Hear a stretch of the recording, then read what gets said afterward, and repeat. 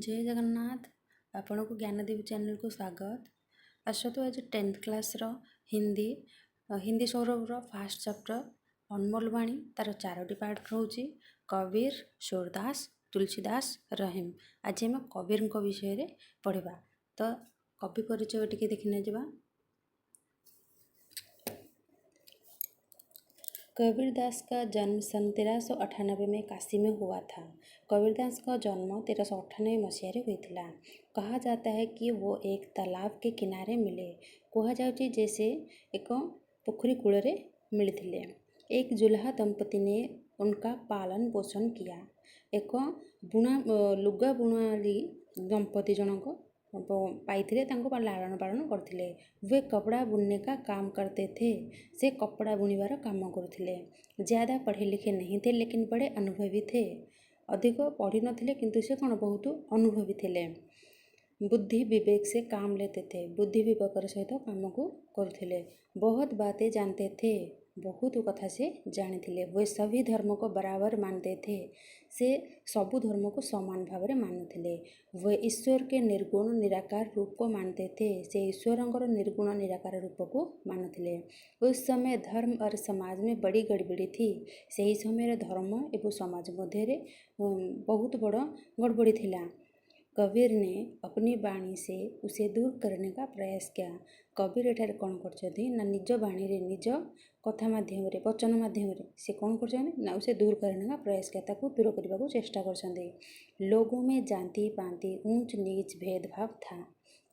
लोकमानक भितरे जाति उच्च नीच यही भेदभाव थिला। विभिन्न धर्म के अनुसार आपस में झगड़ते थे। विभिन्न धर्म अनुजाई से माने कौन उभय उभय भितर झगड़ा करथिले। बाह्य आडंबर अंधविश्वास फैला गया था। बाहरी आडंबर एवं अंधविश्वास कौन गोटे बाहरी व्यापी जाइथिला। कबीर जाति भेद मूर्ति पूजा बाहरी आडंबर आदि को विरोध करते थे। कबीर जाति भेद मूर्ति पूजा ये सब गुड़ को बाहरी आडंबर को विरोध करते। वो कहते थे कि सब मनुष्य बराबर है। से कहते सब मनुष्य समस्ते समान।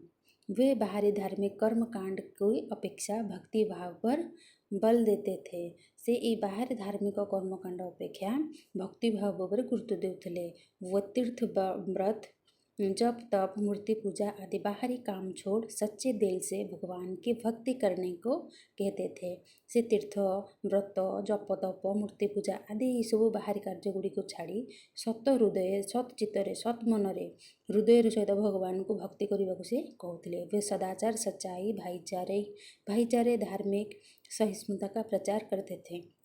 से सदाबले सदाचार सत्पथ भाई भाई मिसी भाईचारा भाव धार्मिक सहिष्णुता को प्रचार करते। कबीर का व्यक्तित्व साधा सीधा पर बड़ा प्रभावशाली था। कबीर का व्यक्तित्व तांका जीवन शैली बहुत साधा सीधा एवं प्रभावशाली थिला। उनकी वाणियों को उनके शिष्यों ने बीजक नामक ग्रंथ में संग्रहित किया। तांकरी कथा को तांकरी वाणी गुड़ी को उनके शिष्यों ने शिष्य माने बीजक नामक ग्रंथ में संग्रहित किया। ताल समस्त कथा यही वाणी गुड़ी को से कौन कौ ग्रंथ रे शिष्य माने एकत्रित कर रखते थे बीजक नामक ग्रंथ रे। उनके भाषा मिश्रित खड़ी बोली है जो उस समय जन समाज में प्रचलित थिला। से समय जो भाषाटी प्रचलित थिला सेटा होची खड़ी बोली। तांकर से भाषा मिश्रित भाषा खड़ी बोलीटा जो से समय प्रचलित थिला। वो अपने गुरु रामानंद स्वामी का बड़ा आदर करते थे। से तांका गुरु रामानंद स्वामी बहुत आदर करुथिले।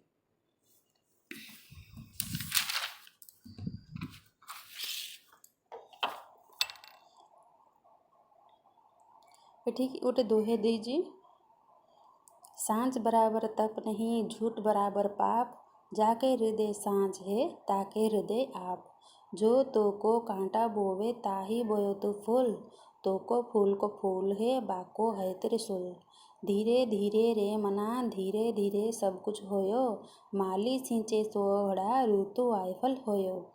ये किसी पद दिखाई यार किसी शब्दार्थ दिखाई। सांझ सत्य बराबर समान तप तपस्या झूठ मिछ पाप कुकर्म जाके जार ये किसी शब्द अर्थ दिखाई जोटा मु तुमको ये गोटे स्क्रीनशॉट देदेवी।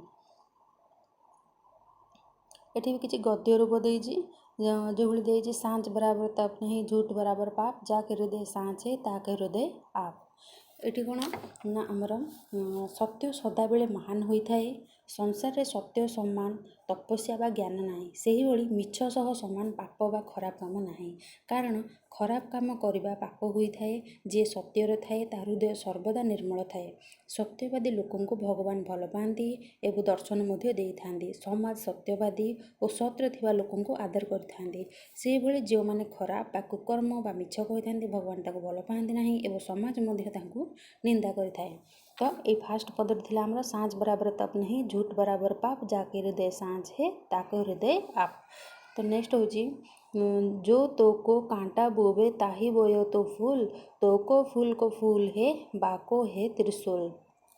ताहले एठारे भी एइभली किछि गोटे गद्य रूप देइछि।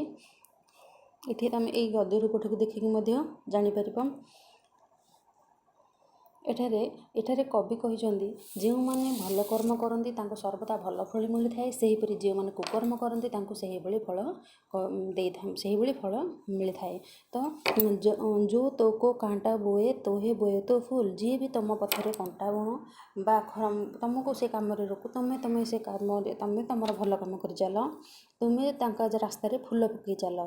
तोको फूल को फूल है बाको है त्रिशूल। तुम्हें तुम काम कर चल तुम कर्म कर चल तुम्हें जो भले कर्म कर तुमको से फल मिल। आ जी खराब काम कर से खराब काम फल ताकू मिल।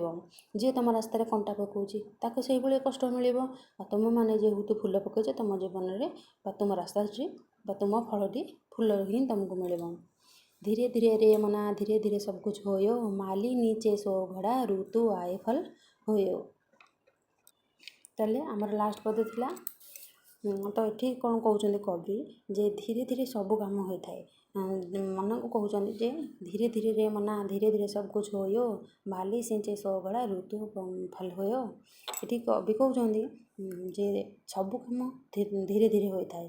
तापाई आमको धैर्य धरवा दरकार अपेक्षा करने को पड़ो। ये से उदाहरण दे कहते माली सिंचे सौघड़ा माली जे बगीचार रक्षण कार्य करें गछपतर माली सिंचे सौघड़ा ऋतु आए फल होयो। कौन कहते ना माली 100टी माठिया पानी भी ढाली दिए ना ऋतु पूर्व से गचर फल आसब ना। फल से ही समय आसी थाए जो समय ऋतु होता है जो ऋतु जो फल हवा कथा से टाइम होता है। बस एति हूँ ये किसी शब्दार्थ भी दे दीजिए। नेक्स्ट आम क्वेश्चन आंसर करवा। Thank you.